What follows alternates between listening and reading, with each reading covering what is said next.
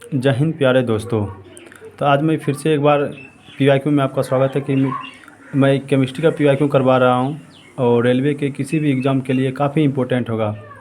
यदि आप लोग अभी तक वीडियो नहीं देखे हैं तो एक बार ज़रूर देख लीजिए। यदि आप लोग रेलवे के एग्ज़ाम की तैयारी कर रहे हैं तब यह एग्ज़ाम के लिए काफ़ी इम्पोर्टेंट होगा। मैं इससे पहले एक चैप्टर करवा चुका हूँ, रासायनिक अभिक्रिया का जितना भी पीवाईक्यू है, जितना भी एग्ज़ाम में पूछा हुआ है प्रीवियस ईयर क्वेश्चन रेलवे ने, सब उसका मैं वीडियो अपलोड कर चुका हूँ। अब मैं दूसरा यह जो मेरा चल रहा है दूसरा चैप्टर है अम्ल भस्म और क्षार, और उसका आज लास्ट पीवाईक्यू होगा अम्ल भस्म क्षार का। तो क्वेश्चन मैं स्टार्ट कर रहा हूँ। क्वेश्चन नंबर 95 से स्टार्ट होगा। पहला क्वेश्चन आज का, यह क्वेश्चन 25-25 का चल रहा है मेरा रोज़ का। तो क्वेश्चन नंबर स्टार्ट कर रहे हैं। क्वेश्चन है मेरा, एक मिश्रण नीले लिटमस पत्र को लाल में बदल देता है, उसका पीएच मान होने की संभावना है। आइए सर बताइए, नीले लिटमस पत्र को लाल में बदल देता है, तो नीले लिटमस पत्र को लाल में बदलता है तो अम्ल जो है नीले लिटमस पत्र को लाल में बदलता है, तो अम्ल का जो पीएच मान होता है हमेशा 7 से कम होता है। तो अम्ल का पीएच मान 7 से कम होता है। तो ऑप्शन इसमें एक ही ऑप्शन है 6, ऑप्शन नंबर ए में 6 है और 7 से कम है, तो इसका राइट आंसर हो जाएगा option number A is the right answer हो जाएगा। नेक्स्ट क्वेश्चन मेरा, जिन पदार्थों की गंध अम्लीय या क्षारीय माध्यम में बदल जाते हैं उसे क्या कहते हैं? कहता गंध अम्लीय या क्षारीय माध्यम में बदल जाते हैं। गंध मतलब सूंघना, मतलब इसी को बोलता है घ्राण। गंध कोई सूंघना मतलब घ्राण बोलते हैं। तो सूचक के बारे में बता रहा है, किसके बारे में? गंध सूचक बता रहा है कि अम्लीय है क्षारीय है। सूंघ कर आप किसको बता सकते हैं कि कौन अम्ल है कौन क्षारीय है? तो इसको जो हम बोलते हैं कि उन्हें क्या कहा जाता है, तो इसका जो आंसर होगा घ्राण सूचक। घ्राण मतलब सूंघना, मतलब सूंघ कर ही हम किसी का गंध जो पता करते हैं। तो कैसे पता करते हैं? देख कर नहीं पता करते हैं या इसको छू कर नहीं पता करते हैं, हम उसके पास जाते हैं और उसका सुगंध लेते हैं। सुगंध लेना ही कहलाता है घ्राण। तो घ्राण सूचक इसका राइट आंसर हो जाएगा। नेक्स्ट क्वेश्चन होगा मेरा, सल्फ्यूरिक एसिड के साथ मिश्रित होने पर लिटमस विलयन का रंग कैसा होगा? कह रहे कि सल्फ्यूरिक एसिड के साथ मिश्रित होने पर लिटमस विलयन का रंग कैसा होगा? भैया सल्फ्यूरिक एसिड में एसिड है, अम्ल है, तो अम्ल किस में बदलेगा किसी भी विलयन को? तो अम्ल जो है नीले लिटमस पत्र को लाल में बदल देता है। तो लाल में बदले कैसे? विलयन का रंग कैसा होगा? तो विलयन का रंग लाल होगा। Option number B is the right answer. Next question है मेरा, क्षार का रंग कैसा होता है? तो क्षार का रंग कैसा होता है?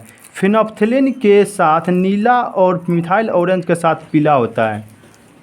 नेक्स्ट ऑप्शन है मेरा, फिनोप्थिलीन के साथ गुलाबी और मिथाइल ऑरेंज के साथ पीला होता है। तो क्षार का जो रंग होता है फिनोप्थिलीन के साथ गुलाबी और मिथाइल ऑरेंज के साथ पीला, यह राइट आंसर होगा। फिनोप्थिलीन जब हम किसी अम्ल पर डालते हैं तो अम्ल का कोई रंग नहीं चेंज होता है, जबकि हम क्षार पर डालते हैं फिनोप्थिलीन को तो गुलाबी रंग में बदल जाता है। और वहीं जाकर चलते हैं देखते हैं तो मिथाइल ऑरेंज को जब हम डालते हैं अम्ल पर तो यह लाल कलर में बदल जाता है, और मिथाइल ऑरेंज को जब हम क्षार पर डालते हैं पीला में बदल जाता है। तो ऑप्शन नंबर बी इसका जो राइट आंसर हो जाएगा। नेक्स्ट क्वेश्चन है मेरा, शुष्क लिटमस पेपर पर शुष्क हाइड्रोक्लोरिक गैस की क्या अभिक्रिया होगी? कह रहा है कि शुष्क लिटमस पत्र पर, पेपर मतलब पत्र पर, शुष्क हाइड्रोक्लोरिक गैस की क्या भूमिका होगी?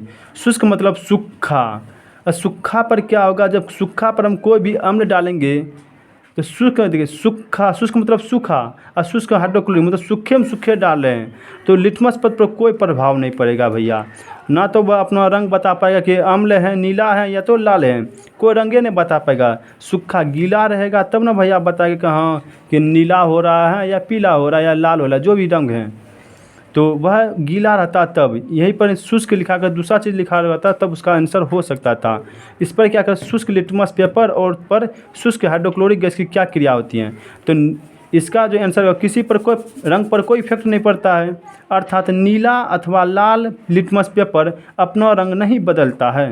तो इसका right answer option number C होगा, जो कि नीला अथवा लाल लिटमस पेपर अपना रंग नहीं बदलता है। क्यों नहीं बदलता हम आपको बता ही दिए रीजन, कि सूखा लिटमस पत्र मतलब शुष्क लिटमस पेपर पर शुष्क हाइड्रोक्लोरिक गैस डालने पर कोई प्रॉब्लम नहीं। तो इस शुष्क लिटमस पेपर रहता और शुष्क ना रहता तनु या सौंद्र हाइड्रोक्लोरिक अम्ल रहता है उसका कुछ इफेक्ट हो सकता था, लेकिन ये भी शुष्क ही है, इसीलिए इसका कोई इफेक्ट नहीं होगा, इसीलिए कोई रंग पर नहीं चेंज होगा। इसका आंसर जो है मेरा option number C is the right answer हो गया।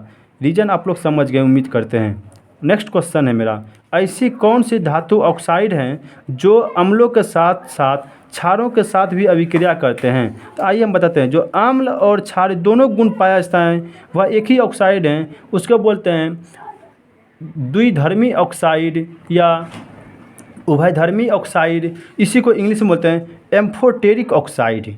इंग्लिश में क्या बोलते हैं? Amphoteric oxide. और इसका एग्जाम्पल दो गो हैं, एक Al2O3 और ZnO। तो इसका क्या होगा आंसर कि अम्ल और भस्म में दोनों जो गुण पाया जाता है एक ही ऑप्शन है amphoteric oxide. Option number C इसका राइट आंसर हो जाएगा। इसका एग्जाम्पल क्या क्या बताए भैया, इसको एक बार नोट कर लीजिएगा कॉपी में आप लोग कि इस एग्जाम में बहुत पूछता है। Al2O3 और कॉमा ZnO, इसका दो गो एग्जाम्पल हैं। नेक्स्ट क्वेश्चन है मेरा, लिटमस विलियन एक बैगनी डाई है जिसे डैश से निकला आता है। लिटमस को जो निकला आता है लाइकेन नामक पौधा, एक होता है थाइलोफाइटा समूह के लाइकेन नामक पौधा से जो है लिटमस की प्राप्ति होती है जो कि बैगनी रंग का होता है। तो कहाँ से प्राप्ति होता है? तो थाइलोफाइटा समूह के लाइकेन नामक पौधा से। तो लाइकेन नामक पौधा को लाइकेन को ही बोला जाता है काई। तो ऑप्शन इसका जो होगा ऑप्शन नंबर सी लाइकेन नामक पौधा। Option number C is the right answer. Next question है मेरा कि निम्नलिखित में से कौन सा नीले लिटमस पत्र को लाल कर देगा? फिर देखिए नीला को लाल के करता है? तो अम्ल करता है भैया। तो अम्ल न करेगा नीला को लाल, तो ऑप्शन नंबर देखिए, ऑप्शन नंबर ए सिरका। और सिरका को ही बोला जाता है एसिटिक अम्ल। सिरका में क्या होता है? एसिटिक अम्ल। तो अम्ल हुआ ना भैया, तो अम्ल ही नीला को लाल करता है। तो ऑप्शन इसका ए जो राइट आंसर होगा। बाकी सब जो है क्षार प्रकृति का। चूने क्लोराइड क्षार प्रकृति का है, बेकिंग सोडा क्षार प्रकृति का है, धोबन सोडा क्षार प्रकृति का। तो ऑप्शन जो है मेरा option A is the right answer होगा। नेक्स्ट क्वेश्चन है मेरा, अगर किसी घोल की pH मान 7 से कम हो तो वह घोल कौन सा है? हम कितना बार आपको बताए होंगे कि अम्ल का pH मान 7 से कम होता है और क्षार का pH मान 7 से अधिक होता है, जबकि उदासीन विलयन का pH मान 7 के बराबर होता है। तो क्या कर रहा है? 7 से कम। तो अम्ल का pH मान 7 से कम होता है। तो option number B is the right answer. Next question होगा कि जलीय विलयन में किसी अम्ल या क्षार में क्या परिवर्तन होता है? जलीय विलयन लेंगे और अम्ल और क्षार में क्या परिवर्तन होगा? तो देखते हैं जलीय विलयन में किसी अम्ल या क्षार में क्या परिवर्तन होगा। ऑप्शन एक बार पढ़ लेते हैं क्या क्या कह रहा है। ऑप्शन ए कह रहा है क्षार जल में OH- आयन निर्मित करते हैं। क्षार जल में H+ आयन निर्मित करते हैं। क्षार जल में H3O+ आयन निर्मित करते हैं। अम्ल जल में OH- आयन निर्मित करते हैं। इसका जो होगा भैया ऑप्शन ए राइट आंसर होगा, क्योंकि क्षार जो है जल में घुलकर OH- आयन प्रदान करता है, जबकि अम्ल जो है जल में घुल करके H+ आयन प्रदान करता है। तो H+ अम्ल के बारे में कहता है तो H+ आयन निर्मित करता है, और क्षार जो है जल में घुलकर OH- आयन उत्पन्न करता है। तो ऑप्शन नंबर ए इसका राइट आंसर हो जाएगा। नेक्स्ट क्वेश्चन है मेरा, शुष्क हाइड्रोक्लोरिक गैस के संपर्क में लाए जाने पर सूखे नीले लिटमस पत्र के रंग पर क्या प्रभाव पड़ेगा? फिर से आ गया, जब भैया सूखा ही हम लिए हैं हाइड्रोक्लोरिक अम्ल, सूखा लिए हैं और सूखा हम लिए पत्र भी ले लिए, ठीक है, पत्र भी ले लिए सूखा, तो सूखा पर सूखा कोई इफेक्ट पड़ेगा? आप ही बोलिए कि यदि हम किसी को बताएंगे कि रंग डाल रहे हैं किसी के ऊपर और सूखा ही रंग सूखे पर डालेंगे तो कोई इफेक्ट पड़ेगा? नहीं ना, उसके ऊपर हम गीला डालना पड़ेगा तब ना होगा। तो ये दोनों का सूखा पर डालेंगे तो कोई इफेक्ट नहीं पड़ेगा, तो इसका रंग में कोई चेंजिंग नहीं होगा। तो इसका ऑप्शन देखते हैं, ऑप्शन नंबर सी में क्या करा, उसका रंग नहीं बदलेगा। इससे पहले भी इस टाइप का क्वेश्चन मैं करवा चुका हूँ, पीछे भी आप लोग देखिएगा तो क्वेश्चन नंबर जो बताए हैं, तो क्वेश्चन नंबर जो पीछे हम बताए थे इसी टाइप का सेम क्वेश्चन था, और यह क्वेश्चन बहुत बार पूछा है देखते एग्जाम में। नेक्स्ट क्वेश्चन है मेरा क्या, डैश का उपयोग कर दुर्बल अम्ल और प्रबल अम्ल के बीच विभेद किया जाता है। विभेद मतलब होता है कि अंतर, कि दोनों के बीच कैसे आप अंतर बताइएगा कि दुर्बल अम्ल हैं और प्रबल अम्ल हैं। किसके थ्रू से, किसके कारण या किसके माध्यम से? तो इसका एक ही माध्यम है, सार्वत्रिक सूचक ले लेंगे। सार्वत्रिक सूचक के माध्यम से हम अम्ल और अम्ल का जो दुर्बल हैं या प्रबल हैं उसके बारे में हम बता सकते हैं। कैसे बताएंगे? तो इसके लिए आप एक बार कमेंट कीजिएगा। मैं इस चैप्टर का पूरा जितना भी इम्पोर्टेंट टॉपिक हैं अम्ल भस्म क्षार का, मैं एक बार पूरा सॉल्यूशन डाल दूंगा वीडियो, ठीक है? एक बार कमेंट जरूर कीजिएगा। नेक्स्ट क्वेश्चन है, निम्न में से कौन सा कथन त्रुटिपूर्ण है? त्रुटिपूर्ण को ही भैया बोला जाता है असत्य। देखिए एग्जामिनर जो है बच्चा कैसे बकलोल बनाता है। देखिए कह रहे कि त्रुटिपूर्ण है, अरे भैया इसको अच्छा लगता गलत है, सब बच्चा आंसर मार देता, लेकिन क्या करे त्रुटिपूर्ण है। और त्रुटिपूर्ण को मतलब असत्य है, असत्य भी नहीं। स्टाइल किस तरह से माना, देखिए गलत हैं, ताकि बच्चा भुतलावे कि हाँ गलत पूछ रहा है भैया, नहीं त्रुटिपूर्ण पूछ रहा है। कितना बच्चा इसी में भुतला जाए कि त्रुटिपूर्ण मतलब होता है क्या? तो कह रहा है गलत। तो गलत के बारे में समझ जाते हैं पहले क्या क्या ऑप्शन है। तो ऑप्शन देखिए, ऑप्शन नहीं कथन है भैया, कथन। और कथन का जनरल कहता है रेलवे इससे बहुत इसको इश्क है, ये कथन और निष्कर्ष से। तो देखते हैं ऑप्शन क्या है। कथन पहला कर है, ब्लीचिंग पाउडर एक फीका पीला पाउडर है। सूखी NH3 गैस लाल लिटमस को नीले रंग में बदल देता है। वर्षा जल का pH मान 7 के करीब होता है। अम्ल वर्षा का pH मान 6 के करीब होता है। तो इसका जो भैया होगा जितना भी है, ब्लीचिंग पाउडर फीका पीला कलर का होता है, यह सही है। सूखी NH3 गैस लाल लिटमस को नीले में बदल देता है, यह भी ऑप्शन मेरा सही है। वर्षा जल का pH मान 7 के आसपास होता है, यह भी सही है। और अम्ल वर्षा का pH मान 5.6 से कम होता है, यह भी सही है। तो ऑप्शन नंबर बी इसका राइट आंसर हो जाएगा। नेक्स्ट क्वेश्चन है मेरा, और यह इस चैप्टर का अम्ल भस्म क्षार का यह लास्ट क्वेश्चन है। अभी तक जितना भी रेलवे पूछा है तो लगभग 108 क्वेश्चन इस चैप्टर से बना हुआ है अभी तक में। तो जितना भी बना हुआ था मैं इसका सब करवा चुका हूँ, 2021 तक में जो पूछा हुआ था क्वेश्चन।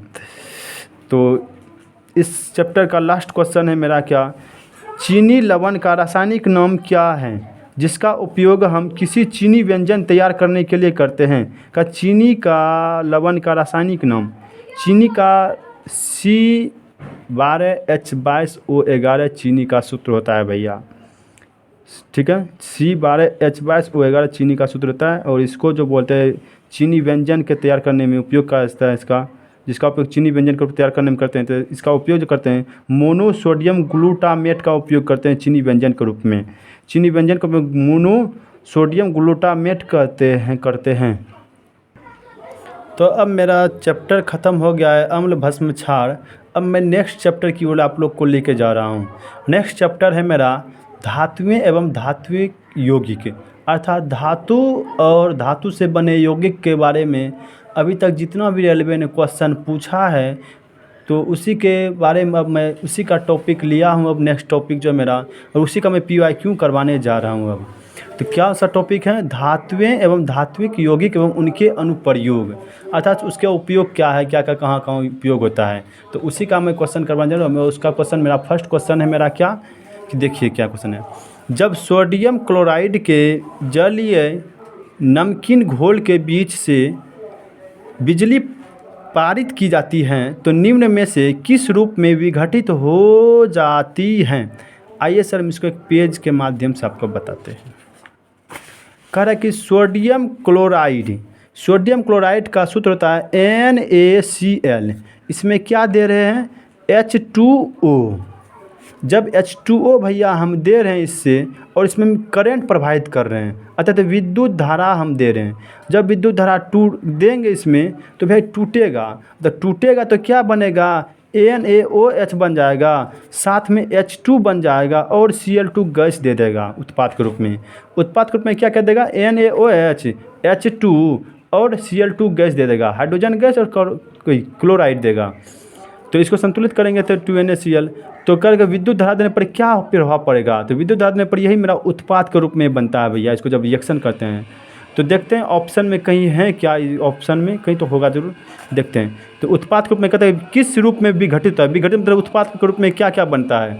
तो ऑप्शन देखिए, हम ये तुरंत रिएक्शन बताए थे, पिछले तुरंत बताए थे, एक बार देख लीजिए देख करके वीडियो क्या क्या बताए थे।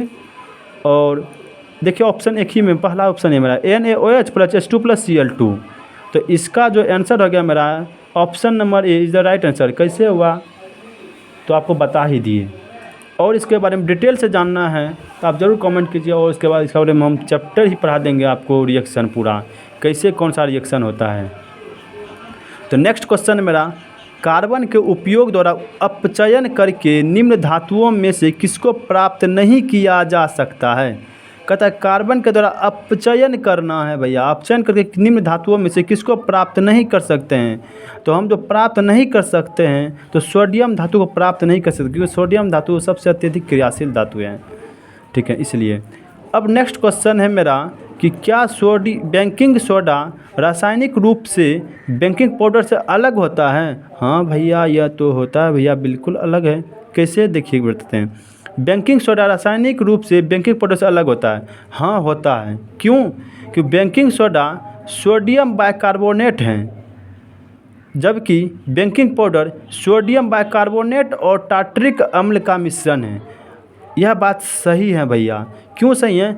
बेकिंग सोडा को ही बोला जाता है सोडियम बाइकार्बोनेट, इसका रासायनिक नाम है, और इसका रासायनिक सूत्र जो होता है आपका NaHCO3। कहीं पर लिख लीजिए कि बेकिंग सोडा का रासायनिक सूत्र क्या होता है, NaHCO3 इसका रासायनिक सूत्र होता है, और इसी का रासायनिक नाम है सोडियम बाइकार्बोनेट। इसे बोला जाता है खाने वाला सोडा, ठीक है, इसे बोलता है मीठा सोडा। तो और जो है, जबकि बेकिंग पाउडर सोडियम बाइकार्बोनेट और टार्टरिक अम्ल का मिश्रण है। यह भी मेरा सही है।